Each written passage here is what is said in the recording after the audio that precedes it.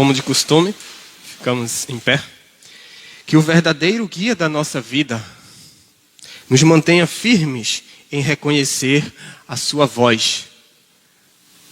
Amém. Podem sentar. No mundo em que vivemos, existe grande diversidade em várias áreas. Existe entre elas a diversidade de crenças, da fé, de religião.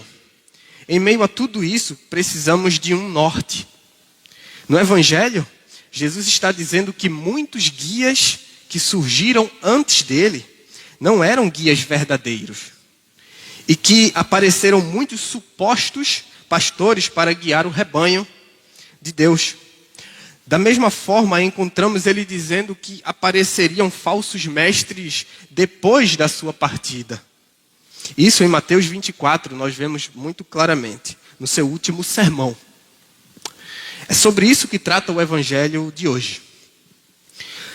Será que em meio a tanta diversidade de ensinos a respeito de Deus, precisamos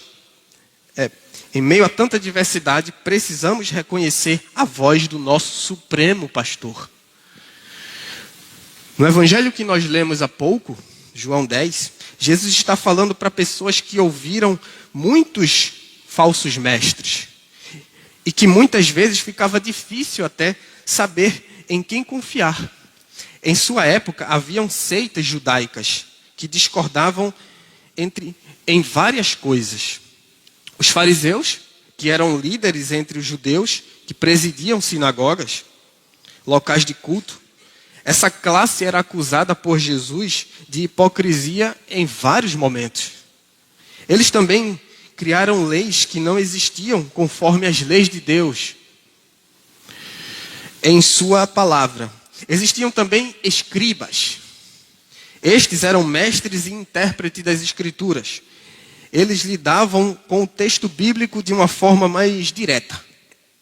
Mas também vemos entre eles aqueles que queriam pôr Jesus à prova. Eles também são assim como os fariseus, acusados por Jesus de distorcerem as Escrituras. Havia os zelotes.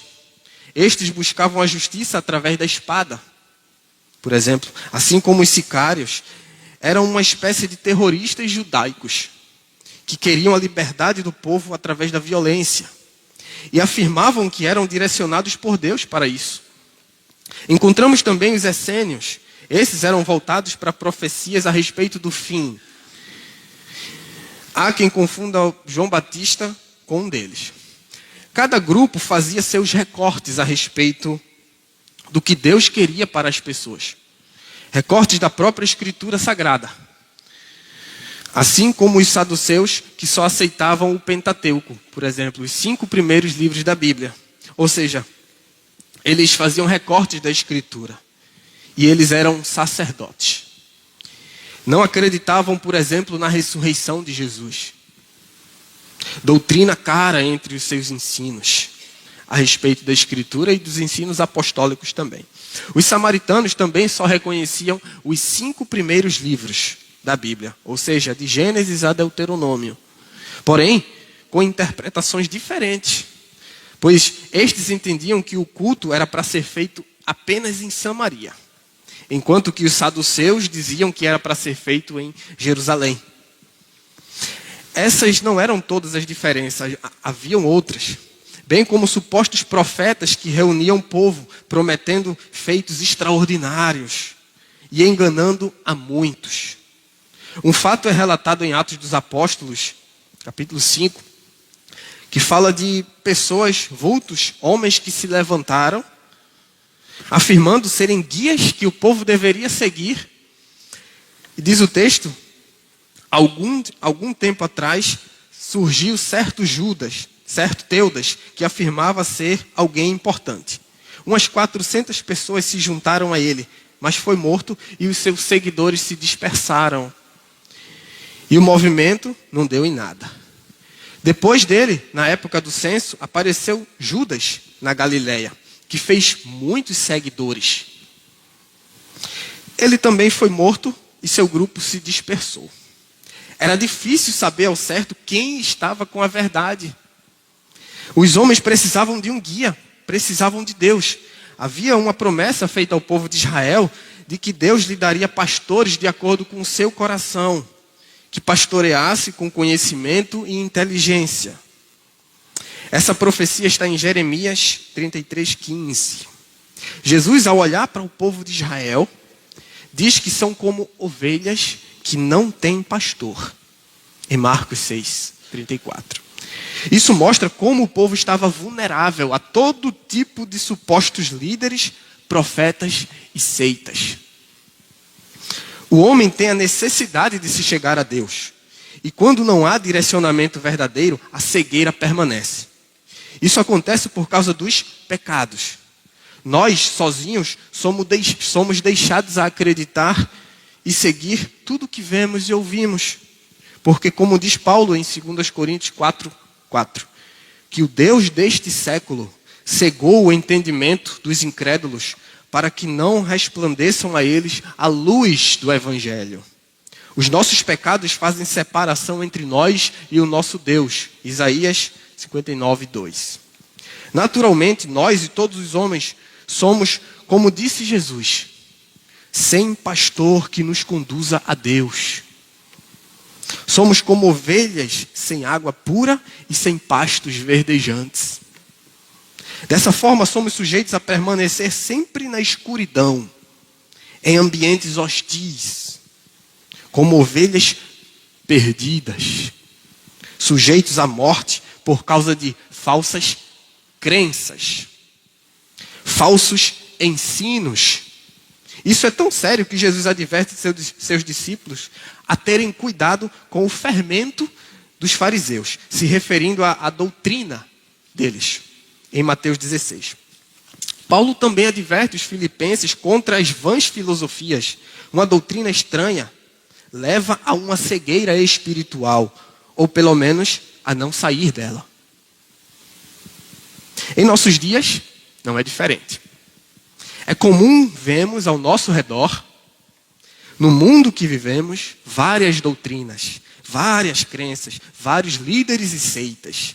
Há aqueles como os fariseus que criam novas doutrinas, segundo os homens, colocam leis onde Deus não colocou, viram legalistas e levam outros a andarem da mesma forma, dizendo que só é de Deus quem come isso ou aquilo, quem se veste assim ou assado, quem frequenta este ou aquele lugar.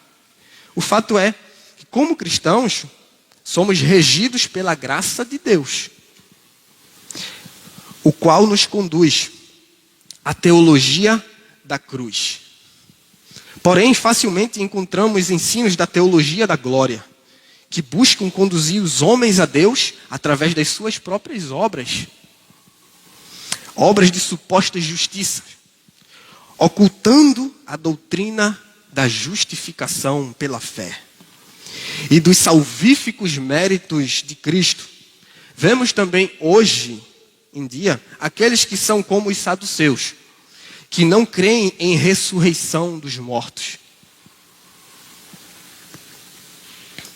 no futuro. Em lugar disso, preferem acreditar em reencarnação, doutrina rejeitada pela igreja cristã, negando assim o juízo final e também a justificação pela fé, bem como os méritos salvíficos de Cristo, entendendo que através da reencarnação se busca um autoaperfeiçoamento por meio de obras e um desenvolvimento interior separado do novo nascimento, segundo o batismo que há em uma única vida: espírito, alma e corpo.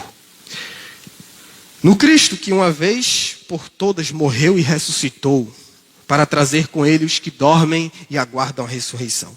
Vemos aqueles também que, como os samaritanos, dizem que o culto só pode ser feito em tal lugar, afirmando assim que só há salvação naquele determinado grupo. Eles negavam as profecias que foram feitas em Israel Assim vemos semelhantes a eles os que dizem que são as únicas testemunhas de Deus e que fora deles não há salvação. Uma forte característica de uma seita, ou seja, de uma falsa religião, é que eles dizem que são o único grupo salvo. Diferente de tudo isso, meus irmãos, Jesus mostra em sua mensagem e vida que Ele é o bom pastor e a porta das ovelhas. A forma em que Ele prova que é o verdadeiro guia das ovelhas é que Ele dá a vida por elas. Diferente dos falsos mestres, seitas, o Senhor toma da sua obra da cruz a autoridade de guiar as suas ovelhas. A característica da verdadeira mensagem, do verdadeiro pastor, e no centro da fé está Cristo, aquele que dá vida pelo seu povo. Graças a Deus temos uma estrutura doutrinária que aponta para Cristo e sua mensagem da cruz. Graças a Deus participamos de um culto em que o centro é a mensagem que nos salva. Temos tudo o que precisamos. A mensagem que diz que os nossos pecados estão perdoados por causa do nome dele. Não precisamos de outras vozes a não ser a do nosso pastor. Jesus diz que as suas ovelhas ouvem a sua voz e lhe seguem. Por isso podemos, ao ouvir outras vozes estranhas, nos afastarmos de tais ensinos e não darmos ouvidos. Não rejeitemos a voz do verdadeiro pastor que nos deu provas do seu amor por nós e nos guia a pastos verdejantes e a águas tranquilas e nos livra do abismo da morte. Ele mesmo nos deu sua água quando fomos batizados. Ele mesmo nos alimenta com a sua palavra para que estejamos fortes contra as ciladas do inimigo das nossas almas. Não abandonemos a fé que recebemos no nosso batismo, que foi produzida em nós por meio da voz do bom pastor em sua santa palavra. Cremos que Jesus guia a sua igreja, seu povo espalhado na terra, mas reunidos em uma única fé e em um só batismo. Onde quer que seja pregada a teologia da cruz, ao ouvir que nossos pecados são perdoados, estamos ouvindo a voz do nosso pastor. Ao ouvir, isto é o meu corpo, isto é o meu sangue, para assim estarmos certos de que fazemos parte do seu rebanho. Portanto, que o Senhor, Deus, que deu a vida por nós, nos mantenha ouvindo a sua voz e sendo direcionados e cuidados por Ele